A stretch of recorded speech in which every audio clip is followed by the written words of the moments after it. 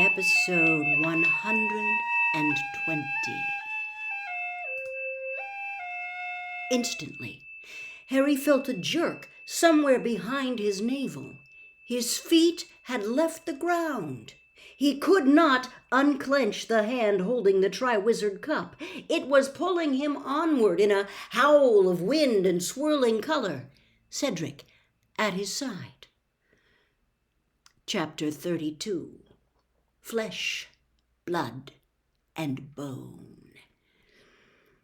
Harry felt his feet slam into the ground. His injured leg gave way and he fell forwards. His hand let go of the Triwizard Cup at last. He raised his head. "Where are we?" he said. Cedric shook his head. He got up, pulled Harry to his feet, and they looked around.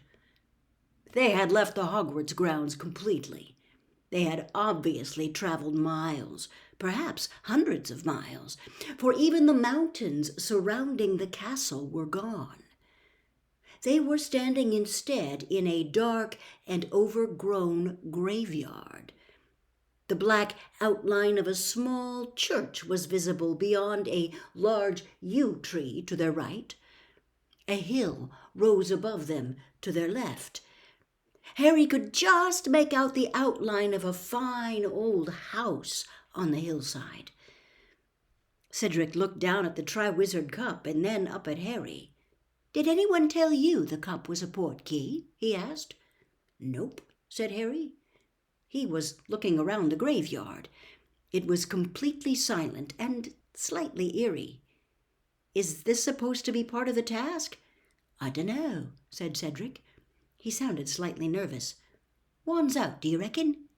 "Yeah," said Harry, glad that Cedric had made the suggestion rather than him. They pulled out their wands. Harry kept looking around him. He had, yet again, the strange feeling that they were being watched. "Someone's coming," he said suddenly. Squinting tensely through the darkness, they watched the figure drawing nearer, walking steadily toward them between the graves. Harry couldn't make out a face, but from the way it was walking and holding its arms, he could tell that it was carrying something. Whoever they were short and wearing a hooded cloak pulled up over their head to obscure the face. And several paces nearer, the space between them closing all the time, he saw that the thing in the person's arms looked like a baby. Or was it merely a bundle of robes? Harry lowered his wand slightly and glanced sideways at Cedric. Cedric shot him a quizzical look. They both turned back to watch the approaching figure. It stopped beside a towering marble headstone, only 6 feet from them. For a second, Harry and Cedric and the short figure simply looked at each other. And then, without warning, Harry's scar exploded with pain. It was agony such as he had never felt in all his life. His wand slipped from his fingers as he put his hands over his face. His knees buckled. He was on the ground and he could see nothing at all. His head was about to split open. From far away above his head, he heard a high, cold voice say, "Kill the spare!" A swishing noise, and a second voice, which screeched the words to the night, "Avada Kedavra!" A blast of green light blazed through Harry's eyelids, and he heard something fall heavily to the ground beside him. The pain in his scar reached such a pitch that he retched, and then it diminished. Terrified of what he was about to see, he opened his stinging eyes. Cedric was lying spread-eagled on the ground beside him. He was dead. For a second that contained all eternity, Harry stared into Cedric's face, at his open gray eyes, blank and expressionless as the windows of a deserted house, at his half-open mouth, which looked slightly surprised, And then, before Harry's mind had accepted what he was seeing, before he could feel anything but numb disbelief, he felt himself being pulled to his feet. The short man in the cloak had put down his bundle, lit his wand, and was dragging Harry toward the marble headstone. Harry saw the name upon it flickering in the wand light before he was forced around and slammed against it. Tom Riddle. The cloaked man was now conjuring tight cords around Harry, tying him from neck to ankles to the headstone. Harry could hear shallow, fast breathing from the depths of the hood.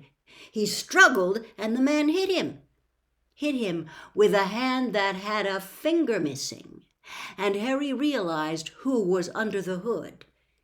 It was Wormtail. "You!" he gasped. But Wormtail, who had finished conjuring the ropes, did not reply. He was busy checking the tightness of the cords, his fingers trembling uncontrollably, fumbling over the knots. Once sure that Harry was bound so tightly to the headstone that he couldn't move an inch, Wormtail drew a length of some black material from the inside of his cloak and stuffed it roughly into Harry's mouth.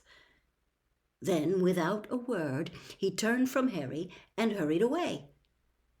Harry couldn't make a sound, nor could he see where Wormtail had gone. He couldn't turn his head to see beyond the headstone. He could see only what was right in front of him. Cedric's body was lying some 20 feet away. Some way beyond him, glinting in the starlight, lay the Tri-Wizard Cup. Harry's wand was on the ground at his feet. The bundle of robes that Harry thought was a baby was close by at the foot of the grave. It seemed to be stirring fretfully.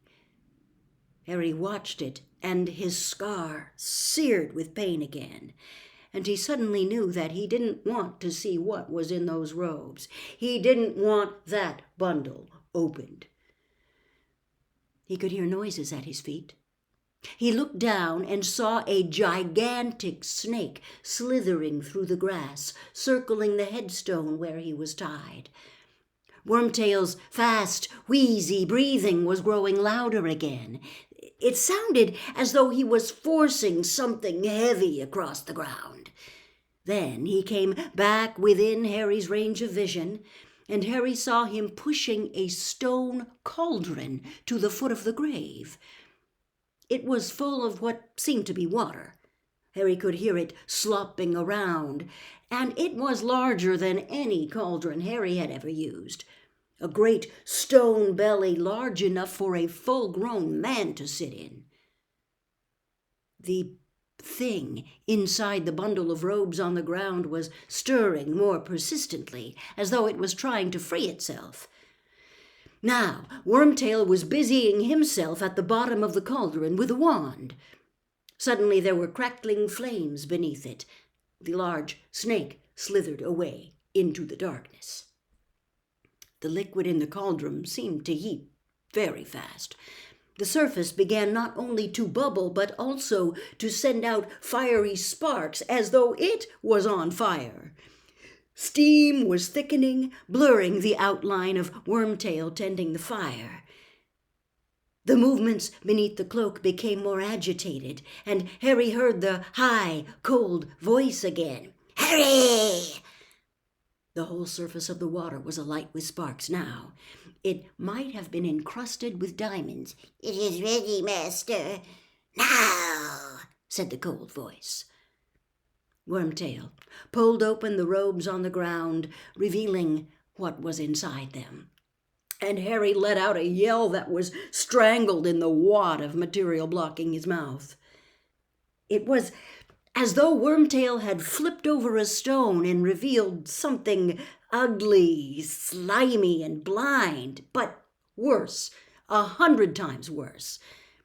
The thing Wormtail had been carrying had the shape of a crouched human child, except that Harry had never seen anything looking less like a child. It was hairless and scaly looking, a dark, raw, reddish black. Its arms and legs were thin and feeble, and its face. No child alive ever had a face like that. Flat and snake-like with gleaming red eyes.